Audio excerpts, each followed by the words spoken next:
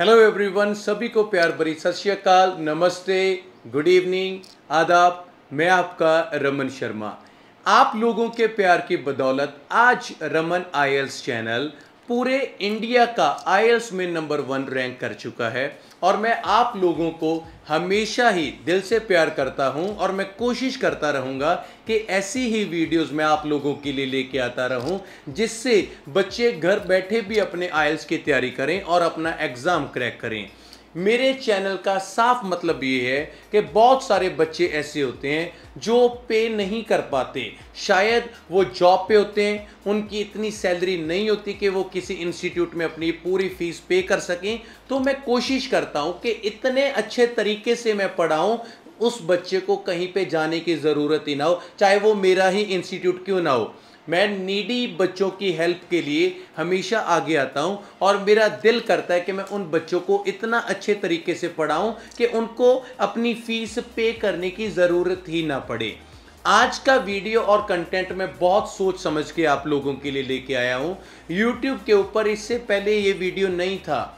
मतलब क्या है वीडियो का कंटेंट? देखो, मेरे पास इतना कंटेंट पड़ा है आप लोगों के लिए कि लेटेस्ट मटेरियल से मैं आईएल्स की हर एक चीज़ आपको पढ़ा सकता हूं जिससे आप अपना एग्ज़ाम बहुत अच्छे से क्रैक कर सकते हो। आज का जो मेरा टॉपिक है वो ये होने वाला है कि आईएल्स का एग्ज़ाम बुक कैसे करें।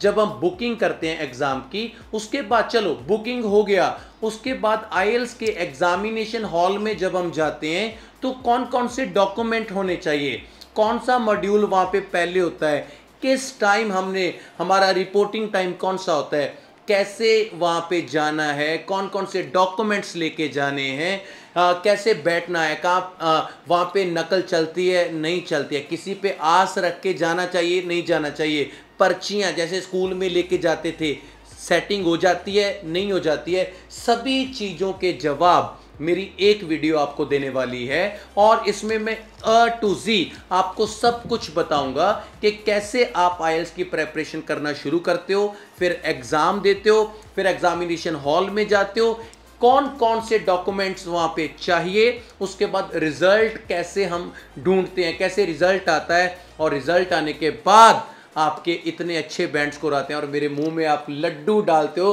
कि रमन सर आपकी वीडियोस को देख के हमारा बैंड स्कोर बहुत अच्छा आया है। तो वीडियो को शुरू करने से पहले आप लोगों के लिए एक बहुत ही ज़रूरी मैं आपसे बात करने वाला हूं। याद होगा बहुत सारे बच्चे जो मेरी वीडियोस को देखते हैं, मैं हमेशा एक प्रमोशन करता हूं, प्रमोशन भी नहीं, मैं उसको एक हेल्प बोलता हूं। देखो, बड़ी साफ सी बात बताता हूं, मैं हमेशा बात करता हूं एक एप्लीकेशन की जिसका नाम है बेबी कोड। मतलब क्या है कि मैं इस एप्लीकेशन को बहुत दिल से प्रमोट करता हूं। उसका ये कारण ये है कि ये कोई पेड प्रमोशन नहीं है, मैं पहली बात आपको बताना चाहता हूं। ये वो नहीं है कि उन्होंने मेरे को पैसे दिए और मैंने बोला वाह वाह वाह वाह ऐसा कुछ है, ऐसा कुछ भी नहीं है। आप लोग मेरे ऊपर बहुत फेथ करते हो, बहुत यकीन करते हो, तो मेरा फर्ज बनता है कि मैं हर एक बच्चे के लिए इतनी वैल्यूएबल इंफॉर्मेशन लेके आऊं जो आप लोगों को एग्ज़ाम क्लियर करवाने तक लेके जाए। बेबी कोड एप्लीकेशन को प्रमोट करने के मेरे पास 2 या 3 कारण हो सकते हैं। पहला कारण है कि जो बंदा बेबी कोड एप्लीकेशन के ऊपर काम करता है उसका नाम है पवन। वो बहुत ही हार्ड वर्किंग पर्सन है, मतलब मैं उससे बहुत इम्प्रेस हुआ। पहली बात मैं आपको सच्ची बताता हूँ कि उस बंदे का दिमाग है ना, उसने ये सोचा है कि मैं ज़रूरतमंद बच्चों को पढ़ाना चाहता हूँ। वो बच्चे जो किसी डर के कारण, या फिर स्पीकिंग मॉड्यूल है, मान लो बहुत सारे बच्चे डरते हैं, तो उसने बोला कि रमन सर मेरी कोशिश है कि मैं उन बच्चों का डर कैसे निकालूं। इसके लिए उन्होंने एक एप्लीकेशन बनाई, उसके ऊपर बहुत टाइम से काम किया जिसका नाम है बेबी कोड। पहली तो बात ये होगी कि वो एक हार्ड वर्किंग पर्सन है।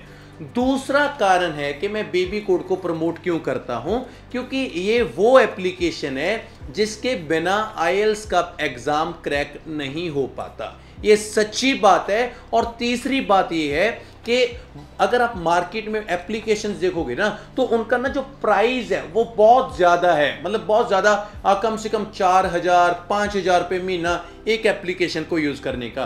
तो मेरा जो मोटिव था वो ये था कि बहुत सारे बच्चे पे नहीं कर पाते, हाँ मतलब इतना ज़्यादा नहीं पे कर पाते, तो उसके लिए हम क्या करें, हमने उसके लिए सोल्यूशन निकाला।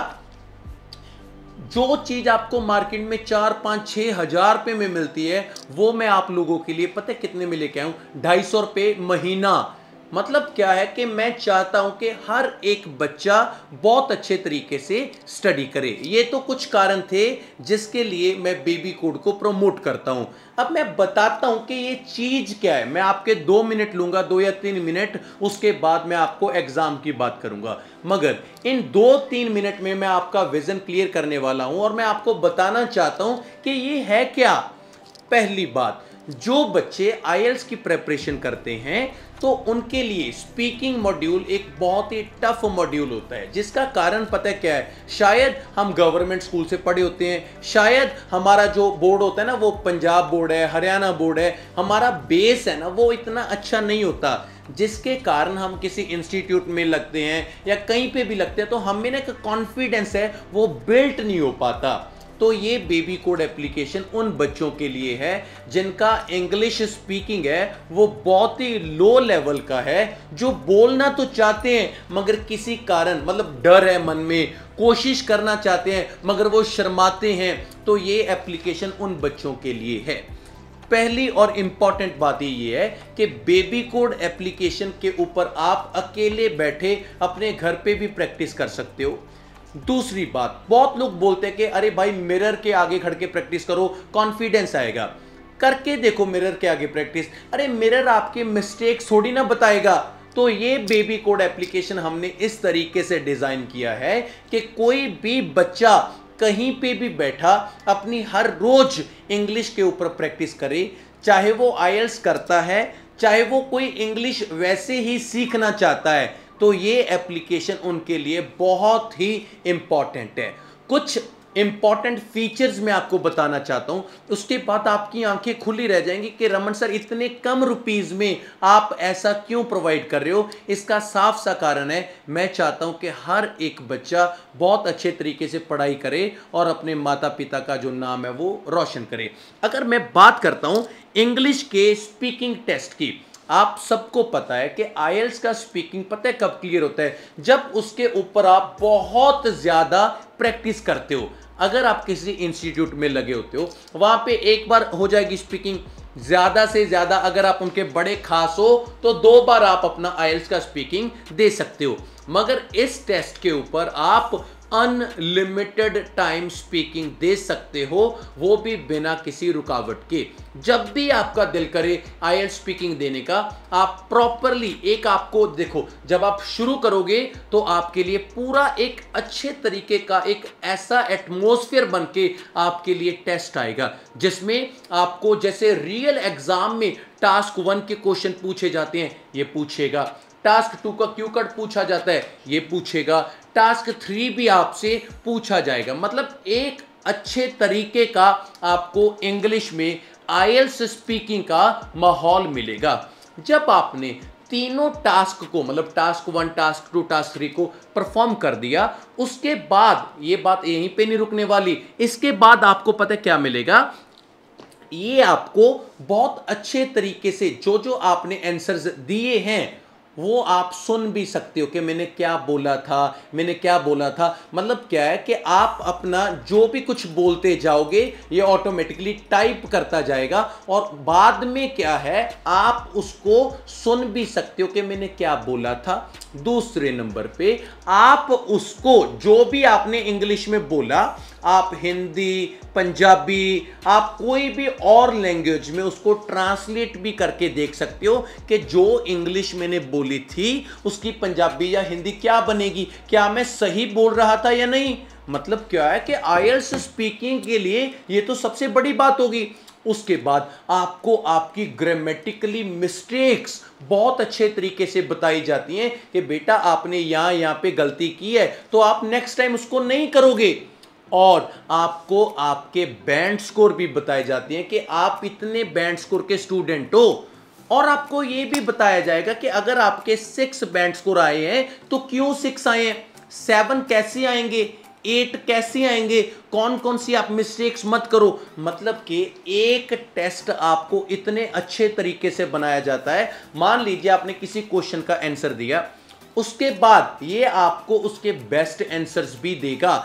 ये भी बताएगा कि भाई तेरे 7 बैंड आए हैं, अगर आपने 8 बैंड लेने हैं तो आपने ऐसे नहीं, इसका बेस्ट आंसर ये भी हो सकता है, इसका बेस्ट आंसर ये भी हो सकता है। मतलब क्या है, एक तरीके का मैं बच्चे को पर्सनल आईएलटीएस ट्रेनर प्रोवाइड कर रहा हूं। मैं इतना जोर से इसको प्रमोट इसलिए कर रहा हूं क्योंकि मैं चाहता हूं कि जो बच्चा मेरे चैनल पे आता है उसको ये पता हो कि आईएलटीएस की प्रैक्टिस बेबी कोड एप्लीकेशन के बिना कभी भी नहीं होगी। ये बात क्लियर है। और एक अच्छी बात मैं आपको बताना चाहता हूं, इसके ऊपर हमने एक कॉलिंग का ऑप्शन भी निकाला है। कॉलिंग का ऑप्शन पता है क्या, आप इस एप्लीकेशन के थ्रू कॉल करोगे, ये नहीं पता किसको कॉल मिलने वाला है। इसका सबसे अच्छा तरीका पता है क्या है, वो भी बेबी कोड का ही मेंबर होगा, आप भी बेबी कोड के मेंबर होगे। कॉल करोगे, आप इंग्लिश से कन्वर्सेशन कर सकते हो और उसके बाद जब आपने कॉल कट कर दिया तो आप उसको रेटिंग भी दे सकते हो कि इतना रेटिंग है, इसका इतना रेटिंग है। और सबसे अच्छी बात यह है कि आपका ना तो पर्सनल नंबर शेयर होने वाला है, ना आपकी कोई पर्सनल इंफॉर्मेशन शेयर होने वाली है। मतलब घर बैठे आप अपने इंग्लिश के अपने आप को किंग बना सकते हो। और याद रखना कि आप अपना आईएलटीएस का जो स्कोर है उसको 5 से 8 तक कैसे लेके जाना है, वो बेबी कोड आपको बहुत अच्छे तरीके से बताएगा। आप ध्यान से सुनिए, देखो मैंने कितने फीचर्स आपको बताए हैं और यही तो बात है कि इससे आप अपना एग्जाम है वो क्रैक करोगे। और इस एप्लीकेशन से आपको क्या पता चलने वाला है कि आप अपना रिकॉर्ड, जिसको हम रैकेट भी बोलते हैं, वो भी रख सकते हो। मान लीजिए आपने सोचा कि सर मैं 1 मंथ बेबी कोड के ऊपर प्रैक्टिस करूंगा। आज 18 तारीख है, आपने 18 को बेबी कोड पे प्रैक्टिस की, आपका रिकॉर्ड आ गया कि भाई रमन शर्मा तेरे 18 तारीख को 5 बैंड आए, 19 को तेरे 6 आए, 20 को भी तेरे 6 आए, 21, 22, 23, 24। आप जितने भी दिन का रिकॉर्ड देखना चाहते हो कि मेरा जो बैंड स्कोर है वो किस डेट को कितना था, और लगातार प्रैक्टिस करते करते मेरा बैंड स्कोर कैसे बढ़ रहा है, ये भी एक अच्छा फीचर है। और एक इंपॉर्टेंट बात मैंने आपको पहले बताया था कि आप जो जो चीजें बोलते हो ये उसको टाइप करता जाता है। अगर आपने कुछ बोला और इसने टाइप नहीं किया तो इसका साफ मतलब है कि आपको काम करना पड़ेगा आपकी प्रोनंसिएशन के ऊपर। और एक अच्छी बात मैं आपको बताता हूं, इस टेस्ट में ये है तो किसका, आईएलटीएस स्पीकिंग का, इसमें हमने ऑलरेडी आईएलटीएस का लिसनिंग टेस्ट भी डाल दिया, आप वो बिल्कुल फ्री कर सकते हो। और एक इंपॉर्टेंट बात जो आपको खुश कर देगी, बेबी कोड एप्लीकेशन के ऊपर आप क्या कर रहे हो, स्पीकिंग कर रहे हो, लिसनिंग कर रहे हो। इस एप्लीकेशन के ऊपर इस मंथ के एंड तक मैं अपना क्रैश कोर्स डालने वाला हूं। क्रैश कोर्स का साफ मतलब है एक वीडियो होगी 20 मिनट की, वो कम से कम 5 से लेके 6 या 7 वीडियोस में इस एप्लीकेशन के ऊपर डालूंगा। उसका क्या फायदा होगा, मतलब 20 मिनट का वीडियो क्या कहेगा, उसमें रीडिंग के प्रॉपर टिप्स हैं, राइटिंग के प्रॉपर टिप्स हैं, लिसनिंग के टिप्स हैं, स्पीकिंग के टिप्स हैं। मतलब हर एक मॉड्यूल की एक डिफरेंट वीडियो होगी जो आपने कब देखनी है, एग्जाम से 1 घंटा पहले। जो बच्चा एग्जाम से 1 घंटा पहले वो वीडियो देख के जाएगा, उसमें ऐसे ऐसे टिप्स और ट्रिक्स डाले हैं कि आप अपना एग्जाम 100% उसको क्लियर कर सकते हो। मतलब वो क्रैश कोर्स भी आपको इस एप्लीकेशन में मैं बिल्कुल फ्री देने वाला हूं, और वो क्रैश कोर्स आपको ना तो किसी और एप्लीकेशन के ऊपर मिलेगा और ना ही YouTube के ऊपर मिलेगा। तो देरी किस बात की है, डिस्क्रिप्शन में मैंने लिंक डाल दिया है, चाहे आप एप्पल यूजर हो, चाहे आप जो एंड्रॉयड होता है वो यूजर हो। तो एक बात भूलना मत, बेबी कोड को डाउनलोड करने के बाद जब आप इसका सब्सक्रिप्शन लोगे तो उसमें ये प्रोमो कोड पूछेगा, और प्रोमो कोड है वो है रमन 0007। और इसको मत भूलना, जो ये फीचर्स आप सारे सुन रहे हो ना, अगर आप रमन 0007 को प्रोमो कोड यूज करोगे, 250 रुपीज आपसे ये मांगेगा। उसमें आपको क्या होगा, अनलिमिटेड सब कुछ मिलेगा, लिसनिंग मिलेगा, क्रैश कोर्स भी आपको तभी मिलेगा जब आप रमन 0007 का प्रोमो कोड यूज करोगे। तो अभी डाउनलोड करो, सब्सक्रिप्शन लो, और 250 रुपए की कोई बहुत बड़ी रकम नहीं है। आप कहीं बैठे बैठे खा भी जाते हो तो कम से कम 500 लग जाते हैं। तो मैं चाहता हूं कि अगर आप अपनी लाइफ बनाना चाहते हो, चाहे आप आईएलटीएस के स्टूडेंट हो, चाहे नहीं भी हो, चाहे आप वैसे ही इंग्लिश सीखना चाहते हो, तो एक बार मेरे कहने पे, मैं इतना जोर से बोल रहा हूं ना, उसका कारण है मैं आपकी लाइफ बनाना चाहता हूं। मेरे पे भरोसा कीजिए, बिलीव कीजिए, एप्लीकेशन को डाउनलोड कीजिए, सब्सक्रिप्शन लीजिए, रमन 0007 प्रोमो कोड को यूज कीजिए और 100% ऐप को एंजॉय कीजिए। आपका इंग्लिश इंप्रूव होगा, ये मेरा प्रॉमिस है। और अब बात करते हैं, ये तो हो गया बेबी, और देखो कितने दिल से बताया मैंने आप सबको, तो मैं कोशिश करूंगा आपको इसकी वैल्यू पता चले। अब बात करते हैं हमारे आज के लेक्चर की, जिसमें हम बताएंगे आपको कैसे डॉक्यूमेंट लेके जाने, एग्जाम कैसे क्रैक होगा। तो चलते हैं मेरी क्लास में। Thank you so much. Hello everyone, आपका रमन शर्मा आपके सामने एक नया डिफरेंट टॉपिक। बहुत सारे बच्चों की डिमांड थी कि रमन सर ऐसे तो बता दो कि आईएलटीएस का एग्जाम कैसे होता है, कौन कौन से डॉक्यूमेंट्स चाहिए, कहां जाना है, कैसे, क्या मतलब सब कुछ।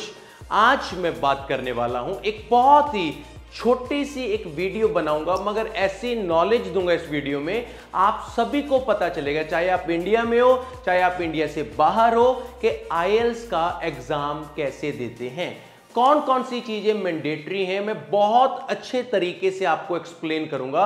अगर फिर भी आपको कोई डाउट होगा तो आप कमेंट सेक्शन में पूछना और डेफिनेटली हम आपका रिप्लाई करेंगे। सबसे पहली बात, आईएलटीएस एक टेस्ट है और ये कोई डिप्लोमा नहीं है कि आप लोग 6 महीने या 8 महीने 10 महीने लगाओ।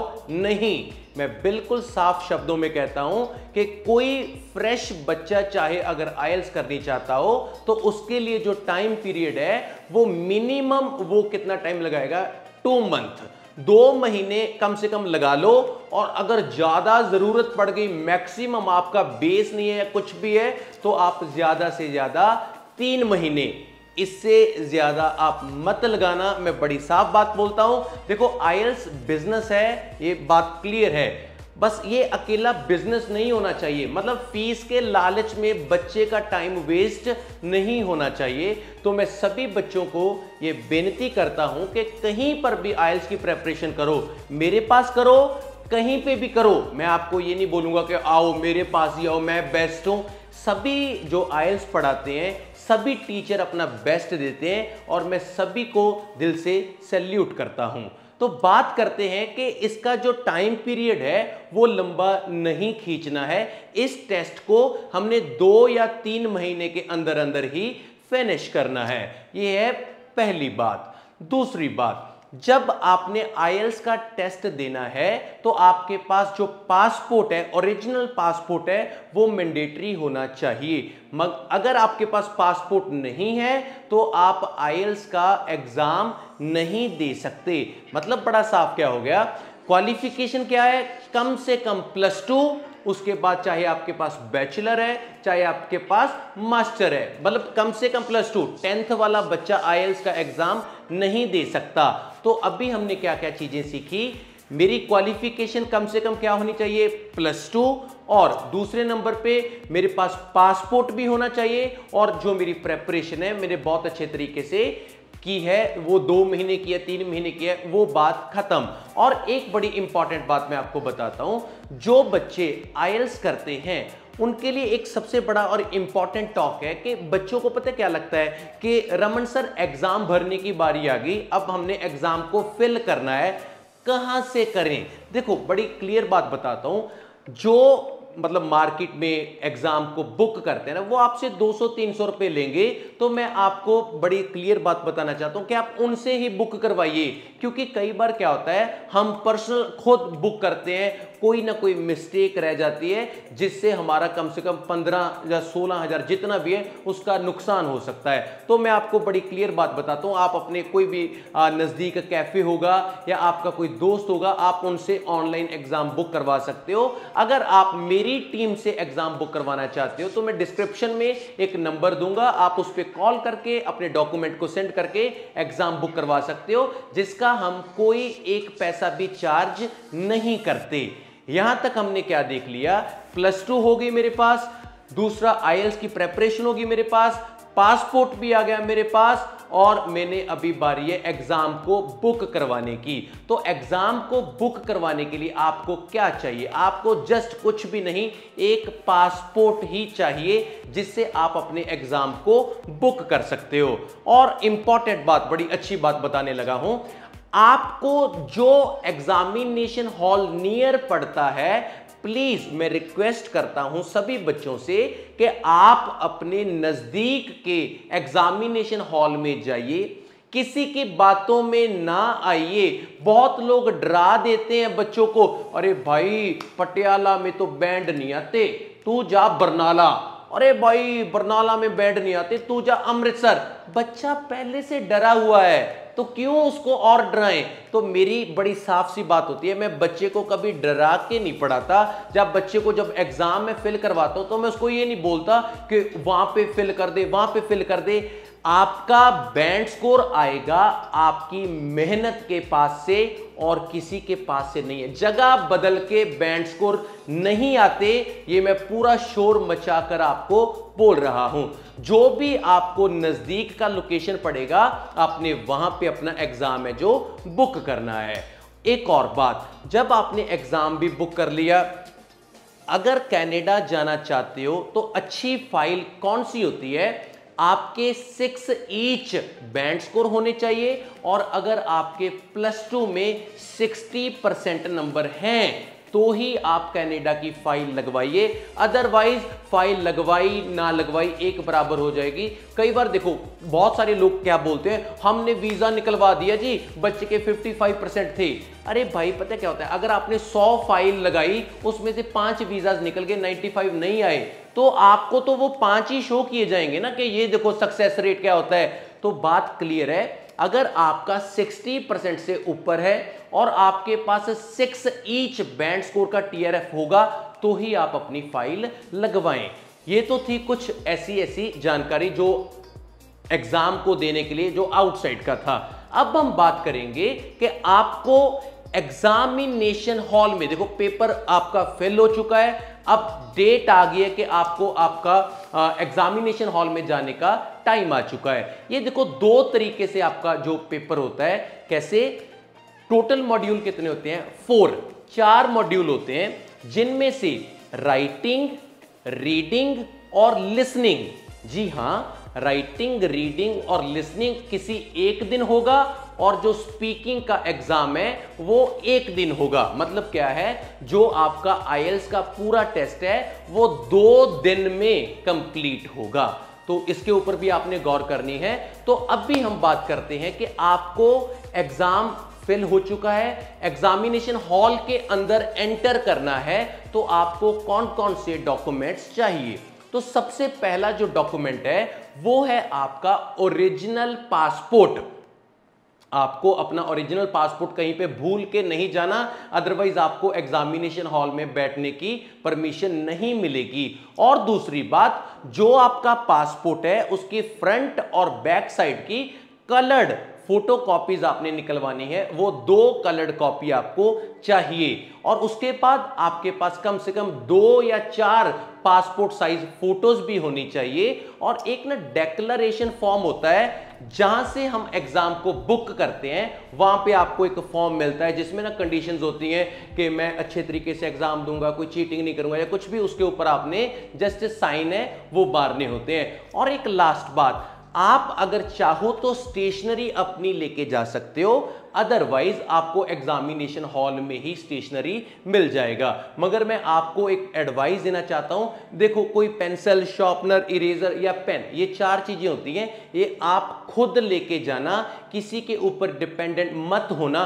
क्योंकि वहां पे कोई पेंसिल शायद ऐसी हो कि अच्छी क्वालिटी की ना हो। तो अपना तसल्ली से जो स्टेशनरी है वो लेके जाएं, और मास्क जरूर लेके जाएं, कई ऐसे एग्जामिनेशन सेंटर्स हैं, यहाँ पे रोक टोक नहीं है, आप ऐसे ही बैठ के एग्जाम दे सकते हो, मगर कई ऐसे एग्जामिनेशन हॉल्स हैं जहां पर आपको मास्क को लेके जाना मैंडेटरी होता है। तो बात करते हैं इसके टाइमिंग की। ये 2 स्लॉट में मतलब हमारा जो आईएलटीएस का एग्जाम होता है वो 2 टाइम्स होता है, मॉर्निंग और इवनिंग। जो मॉर्निंग का टाइम होता है, जो आपने एग्जामिनेशन हॉल में जो आपका रिपोर्टिंग टाइम होता है, वो मॉर्निंग वाले का बोल रहा हूं 8 o'clock, सुबह 8 बजे आपने रिपोर्टिंग टाइम है आपका, वहां पे पहुंचना होता है। और डेफिनेटली आपको बिठाते बिठाते बच्चे आते आते जो फाइनल एग्जाम है वो चलता है 9:30 और 10 o'clock तक, मतलब घंटा 1.5 घंटा, कई कई बार 2 घंटे भी आपको वहां पे एग्जामिनेशन हॉल में वेट करना पड़ता है। तो ये तो मैंडेटरी है उनका, ठीक है। तो रिपोर्टिंग टाइम कितना है? मॉर्निंग 8 बजे। अगर हम बात करते हैं दोपहर के टाइम की, जिसको हम इवनिंग में भी लेके जा सकते हैं, आपको 12:40 या 12:30 तक उसका रिपोर्टिंग टाइम होता है और आपका जो रियल एग्जाम है वो शुरू होता है कम से कम 2 बजे।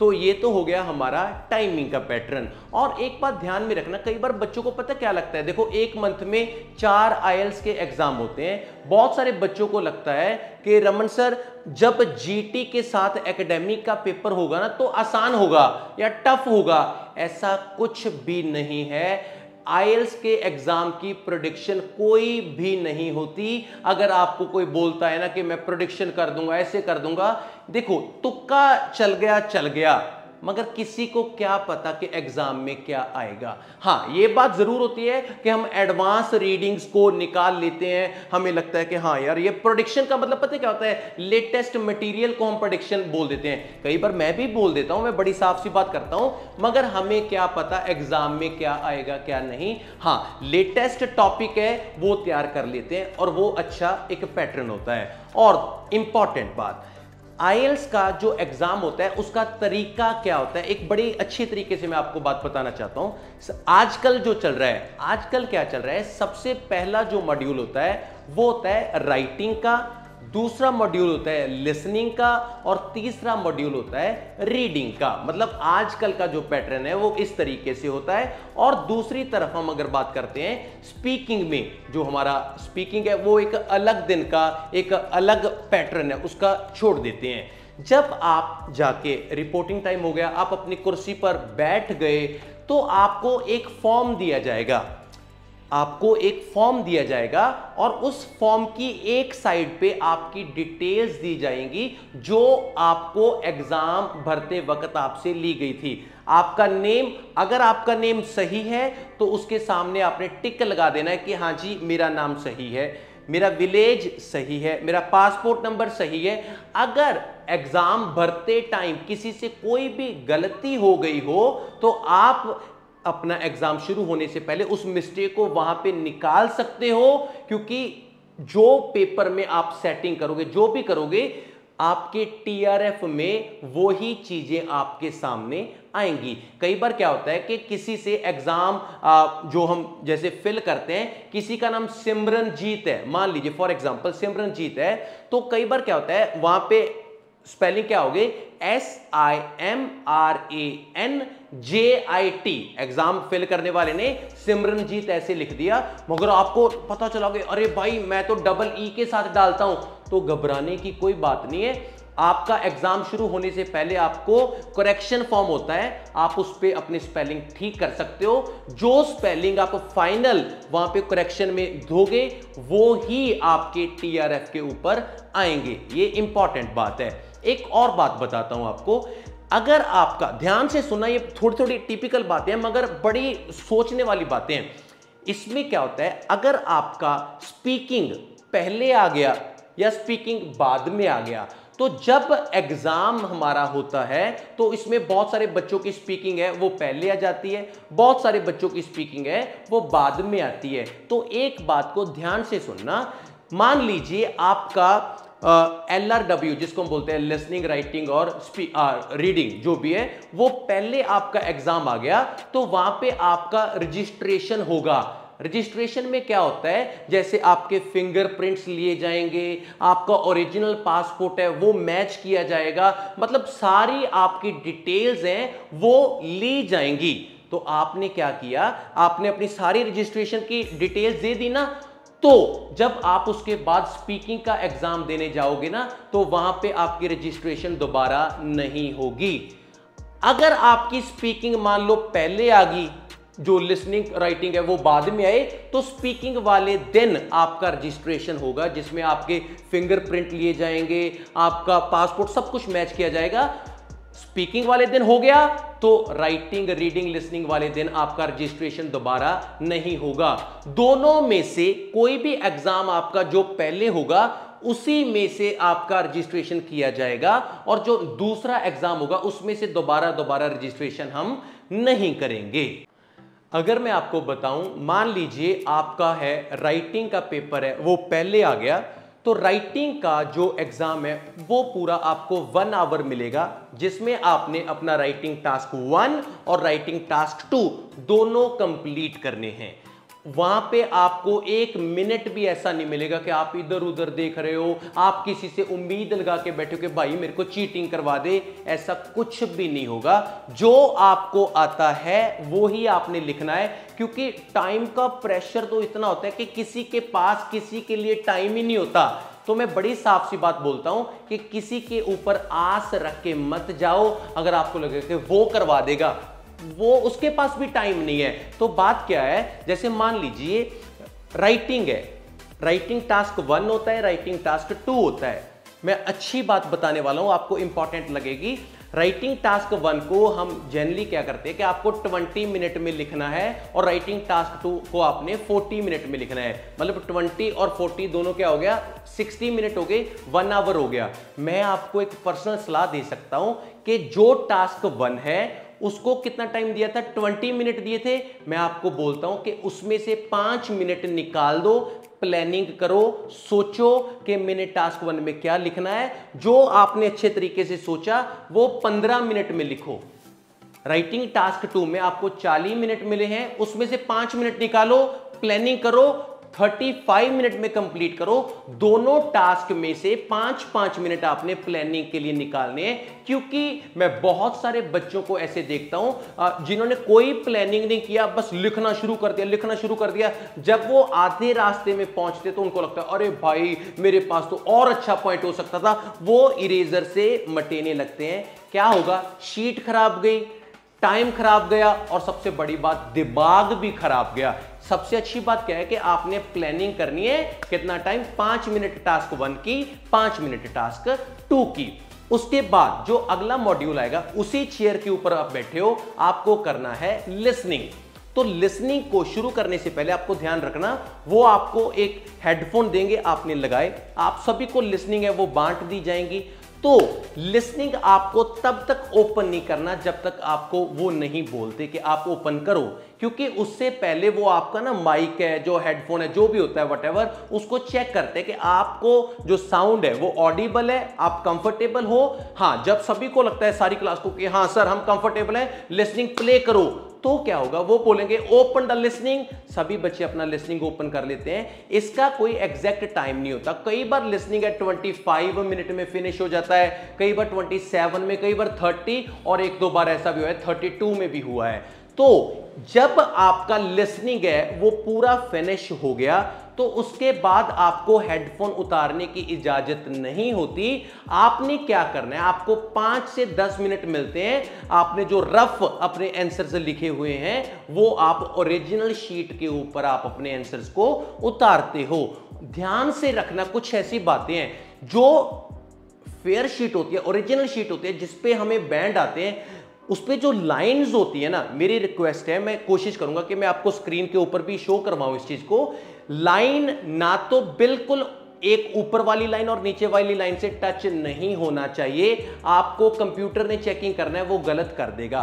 तो करना क्या है, ना तो ऊपर वाली लाइन से टच हो, ना नीचे वाली लाइन से टच हो, बिल्कुल उसके बीच में लिखना है। ये पहली बात। दूसरी बात, कर्सिव राइटिंग में नहीं लिखना। अगर आप कर्सिव में लिखोगे तो आप गए, कर्सिव में नहीं लिखना।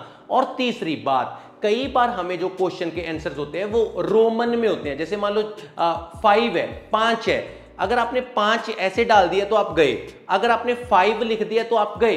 तो 5 कौन सा, जो V वाला 5 होता है ना, जिसको रोमन में बोलते हैं, जो पूछा है वो बताना है। ये बात क्लियर है। लिसनिंग के फिनिश होने के बाद 5 से 10 मिनट मिलेंगे।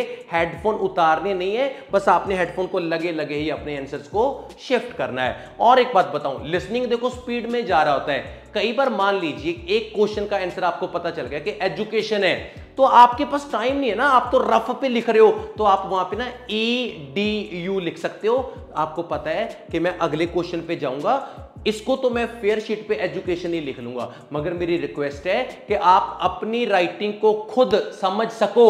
आपको ये ना हो ना कि आपने एक बार लिखा बाद में अरे ये क्या था, तो इसका ये नहीं होना चाहिए। आपको पता हो कि मैंने क्या लिखा था क्या नहीं। और लास्ट मॉड्यूल है डे का, वो है रीडिंग। रीडिंग में आपको 1 आवर मिलेगा और उसी 1 आवर में आपने अपने आंसर्स को ओरिजिनल शीट के ऊपर भी उतारना है। कोई बच्चा ये मत सोचे जैसे लिसनिंग में मेरे को एक्स्ट्रा टाइम मिल गया था, रीडिंग में आपको नहीं मिलेगा। 1 मिनट के अंदर अंदर ही आपको उसको फिनिश करना है। मॉड्यूल्स कैसे फिनिश करने हैं वो मैं आपको वीडियोस में बताता ही रहता हूं। तो ये 3 बातें थी 3 मॉड्यूल की। तो लास्ट मॉड्यूल आया हमारा स्पीकिंग का। कोई भी दिन आएगा आईएलटीएस के जो लिसनिंग राइटिंग जो रीडिंग है उससे पहले भी आ सकता है, बाद में भी आ सकता है, मगर जिस दिन आपका स्पीकिंग आएगा तो आपका रिपोर्टिंग टाइम उसके वेन्यू के ऊपर लिखा होगा। तो आपने वहां पे भी सेम जो डॉक्यूमेंट है, ओरिजिनल पासपोर्ट है वो लेके जाना है, पासपोर्ट की 2 कलर्ड फोटो कॉपीज को लेके जाना है, पासपोर्ट साइज फोटो लेके जानी है। तो ऐसे ही हम मास्क को लेके जाना मत भूलना। और एक इंपॉर्टेंट बात मैं आपको कुछ छोटी छोटी बातें बताता हूं जो आपको हेल्प करेंगी। सबसे पहली और इंपॉर्टेंट बात, चीटिंग करने का सोचना भी मत। आपको कोई सलाह दे कि अरे यार पर्ची यहां डाल लेंगे, रीडिंग का यहां आंसर मिल जाएगा, लिसनिंग का यहां हो जाएगा, किसी के पीछे लग के चीटिंग मत करना, क्योंकि अगर आप पकड़े गए तो 3 साल का आपका बैन है, आईएलटीएस के ऊपर लग जाएगा। तो मैं नहीं चाहता कि मेरे किसी भी स्टूडेंट के साथ बुरा हो और उसके जो उसको बैन लगे, तो ये एक बहुत हर्ट करने वाली बात हो जाएगी। तो पहली बात क्या होगी कि किसी ने चीटिंग करने का सोचना भी नहीं है। और दूसरी बात, वहां पे कैमरास लगे होते हैं। जी हां, बहुत सारे एग्जामिनेशन हॉल हैं, देखो मैं 100 में से 95 तो हैं जहां पे कैमरास होते हैं। तो वो कैमरास आपके ऊपर पूरी निगरानी रखते हैं, आपकी एक एक चीज की गतिविधि वहां पे पता होती है। बहुत सारे बच्चे ऐसे होते हैं ना, सर मेरा रिजल्ट रुक गया, सर मेरे को नहीं पता मेरा रिजल्ट क्यों नहीं दे रहे। शायद कई बार ऐसी गलती हो जाती है कि आपको वहां पे एक सस्पिशियस माइंड के साथ पकड़ा जाता है कि अरे भाई ये गलत बंदा था, इसने कुछ गलत किया है, तो आपका रिजल्ट वहां पे रुक भी सकता है। तो ये 2 इंपॉर्टेंट बातें थी, आपने ध्यान में रखनी है। तो जिस दिन स्पीकिंग की बारी है, स्पीकिंग मॉड्यूल की बारी है, एग्जामिनर क्या होता है, बहुत बार क्या है, एग्जामिनर आपको गेट से बाहर रिसीव करने आता है, तो वो बोलते हैं आपको प्लीज वेलकम, आपको बड़ा अच्छा लगता है कि हाँ प्राउड फील हो रहा है। एग्जामिनर बुरे नहीं होते, मैं आपको बार बार बताता हूं। और किसी के पीछे मत लग के, ये नहीं होता ना कि यार साउथ इंडियन है, ये तो गलतियां निकालेगा ही निकालेगा, वो अंग्रेज है, वो बैंड देगा ही देगा, ऐसा कुछ भी नहीं है। पहली बात, हमने गलतियां करनी ही क्यों है, व्हाई टू डू मिस्टेक, ठीक है ना। तो एग्जामिनर आपको रिसीव करने आ रहा है, पहली बात क्या है, आपने शेड्स नहीं लगाने, उसके सामने भी नहीं लगाने, शेड्स नहीं लगाने। और इंपॉर्टेंट बात क्या होती है कि अगर मान लो एग्जामिनर बाहर नहीं आया, आपने शेड्स को उतारा अपनी नीचे वाली पॉकेट में, ऊपर वाली पॉकेट में भी नहीं डालना। आपने डोर को नॉक करना है, और जेंटल नॉक करने का मतलब होता है 3, जैसे टक टक टक, बस। जब उसने बोल दिया कि कम, कई पर बच्चे पता है क्या करते हैं, आधा गेट खोल लिया, आधी गर्दन अंदर, 2 पैर अंदर, और बोलते हैं मे कम इन सर। वो बोलता है कि भाई इतना तो तू अंदर आ गया, आ ही जा अब। तो क्या है, परमिशन लेने के लिए गर्दन अंदर पहले नहीं लेके जानी, आपने ठक ठक ठक 3 बार करना है। और सबसे इंपॉर्टेंट क्या है कि अगर आप ऐसे करोगे तो आपका मैनर देखा जाएगा। और दूसरी बात, जो आपके जूते हैं इसको शफल करके नहीं चलना। बहुत लोगों को आदत होती है ना, पैर को घिसा घिसा के जाते हैं, ये गलत बात है। तीसरी बात, मास्क आपने लगाया हुआ है, ये ठीक है। एग्जामिनर जब तक आपको बैठने को ना बोले आपने नहीं बैठना। और जब उसने बोल दिया कि जी हाँ बैठिए, एक बार में थैंक यू बोल के मतलब वो ना मेरे को फेक लगता है। जैसे मान लो एग्जामिनर ने बोल दिया प्लीज हैव अ सीट और आपने बोला थैंक यू वेरी मच, ये तो ना मेरे को जेन्युइन नहीं लगता। मैं पता क्या करता हूं, एग्जामिनर को ऐसी लगी, मान लीजिए उसने कहा हैव अ सीट, तो आप ना बैठते बैठते वक्त 2 3 4 बार थैंक यू बोल दो, thank you sir, thank you so much, thank you. मतलब इससे क्या होगा, उसको पता चलेगा कि इसने रट्टा नहीं मारा, ये फुल कॉन्फिडेंट में, ये अच्छी बात है। हैंड की मूवमेंट को लिमिट में कर लेना है, बहुत लंबे लंबे हाथ इधर उधर नहीं लेके जाने हैं। अपना जो आपका जो आवाज है, आपका वोकल है, और एक बात याद रखना, देखो एक होता है वॉल्यूम, एक होता है वोकल। तो बहुत सारे लोग पता क्या करते हैं, किसी के साथ लड़ाई होगी, अरे अपना वॉल्यूम डाउन कर प्यारे, तो अरे नहीं, ऐसा नहीं होता। आपने क्या करना है, वॉल्यूम होता है इलेक्ट्रॉनिक डिवाइसेस का, और जो ह्यूमन बीइंग होता है उसकी तो आवाज होती है, उसका तो वोकल होता है, ठीक है ना। तो क्या आएगा, आप जब बोलोगे थोड़ा लाउड बोल रहे हैं, एग्जामिनर को समझ आए। दूसरी बात, आपने ऐसे ना मतलब बहुत लोग ना फेक होते हैं, क्या है ये, अरे भाई दिस इज नॉट इंग्लिश। अगर आपको लगता है कि ऐसा बोल के बैंड आएंगे तो बिल्कुल भी नहीं आएंगे। और एक बात, ज्यादा स्पीड में नहीं बोलना है, अरे लैंग्वेज है उसको प्यार से बोलो। Yesterday I went to Patiala and I enjoyed a lot, I went there with my family, I collect so many pictures और at night we came back. मतलब एग्जामिनर को समझ आए ना, उसको पता चले कि बच्चा अच्छा है। ये नहीं है कि आप अपनी फेक चीजें वहां पे दिखाओगे तो बैंड स्कोर की आस मत रखना।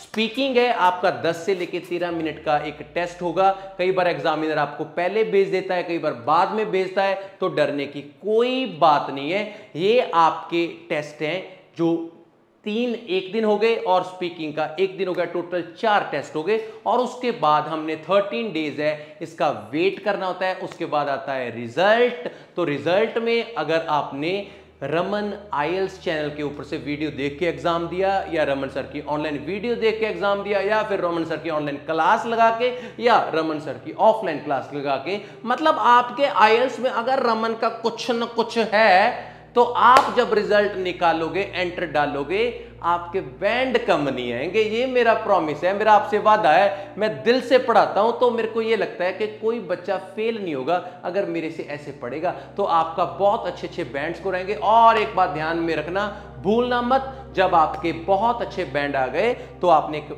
हलवाई की दुकान पे जाना है, डब्बा लेना है। हाँ, डब्बे में मेरे को पसंद है मोतीचूर के लड्डू, तो वो आप मेरे लिए लेके आ सकते हो। और ये आपका आईएल्स शुरू से लेके एग्जाम देने तक, उसके बाद जो आपका रिजल्ट आ गया और मेरे मुंह में लड्डू भी आपने डाल दिया, उस तक का मैंने प्रोसीजर बता दिया। वीडियो कैसा लगा? अगर आप चाहते हो कि सर यहां तक तो बड़ा मजा आया, हमें एक और वीडियो दो जिसमें आप हमें बताओ कि हम वीजा कैसे अप्लाई करें, कहां से अप्लाई करें, क्या क्या रिक्वायरमेंट्स होंगी वीजा अप्लाई करने के लिए, किस कंट्री में जाएं। तो चैनल को सब्सक्राइब करना मत भूलिए और कमेंट सेक्शन में बताइए। जिस चीज के मेरे पास कमेंट ज्यादा होंगे, मेरा अगला वीडियो उस चीज के ऊपर होगा। उम्मीद करूंगा वीडियो आपको अच्छा लगा।